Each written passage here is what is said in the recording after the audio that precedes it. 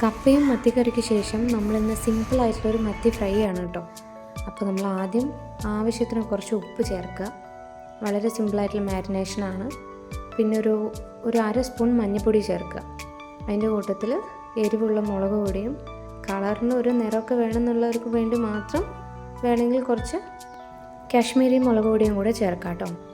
പിന്നെ ഒരു അര മുറി നാരങ്ങ നീര്. എനിക്ക് പൊതുവേ ഈ പുളിയും എരിവും ചേർന്നിട്ടുള്ളൊരു സ്വാദ് വലിയ ഇഷ്ടമാണ്. നിർബന്ധം ഇല്ല എന്നുണ്ടെങ്കിലും അവസാനം മാരിനേഷനിൽ ഒരു അര സ്പൂണ് വെളിച്ചെണ്ണ എടുത്തിട്ട് ആ മീനിലേക്ക് എല്ലാ മസാലയും കൂടെ നല്ലോണം തിരുമ്മി കൊടുക്കുക. ഈ വരഞ്ഞു കൊടുത്തിട്ടുള്ളതുകൊണ്ട് ഈ മസാലയും ഉപ്പും എരിവൊക്കെ പെട്ടെന്ന് അതിൽ പിടിച്ചോളും കേട്ടോ.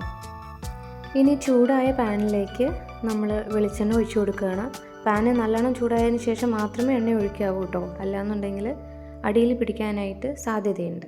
പക്ഷേ അതിന് പരിഹാരമായിട്ട് ചൂടായ എണ്ണയിലേക്ക് ഒരു പിടി കറിവേപ്പില ഇട്ട് കൊടുത്തു കഴിഞ്ഞാൽ ഒട്ടിപ്പിടിക്കുകയില്ല, അതിൻ്റെ എല്ലാ ഫ്ലേവറും കിട്ടും. കറിവേപ്പില ഇട്ട് കൊടുത്തു കഴിഞ്ഞാൽ പിന്നെ അധികം കറിവേപ്പില കരിയിക്കാനായിട്ട് ഇടവരുത്തരുത്. നമുക്ക് മാരിനേറ്റ് ചെയ്ത് വെച്ചിട്ടുള്ള ഓരോ മീൻ കഷ്ണങ്ങളായിട്ട് നമുക്ക് കൈ പൊള്ളാത്ത രീതിയിൽ എണ്ണയിലേക്ക് ഇട്ട് കൊടുക്കാം. ഈ മീനിടുന്ന സമയത്തും കറിവേപ്പില എണ്ണയിലേക്ക് ഇടുന്ന സമയത്തൊക്കെ എണ്ണ തെറിക്കാനും എണ്ണ പൊട്ടിത്തെറിക്കാനും സാധ്യതയുണ്ട്. അപ്പോൾ അത് ആദ്യമായിട്ട് ചെയ്യുന്ന ആൾക്കാരൊക്കെ ആണെന്നുണ്ടെങ്കിൽ അതെല്ലാം എക്സ്പെക്റ്റ് ചെയ്തിട്ട് വേണം നമ്മൾ മീൻ വറുക്കാനായിട്ട് നിൽക്കാൻ.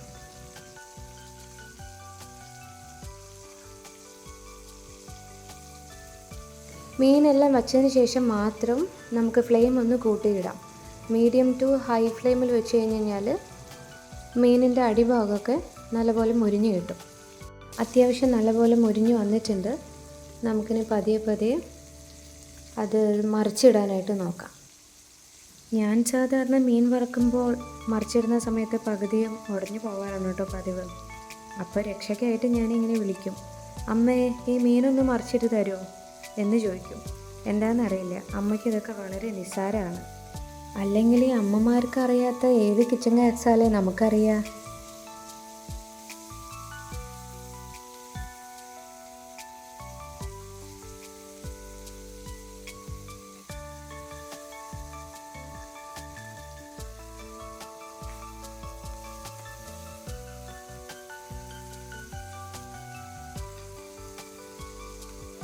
ഇന്ന് എന്താണെന്നറിയില്ല, ഞാൻ പ്രതീക്ഷ അത്ര മീൻ എന്തായാലും പൊട്ടിയിട്ടില്ല.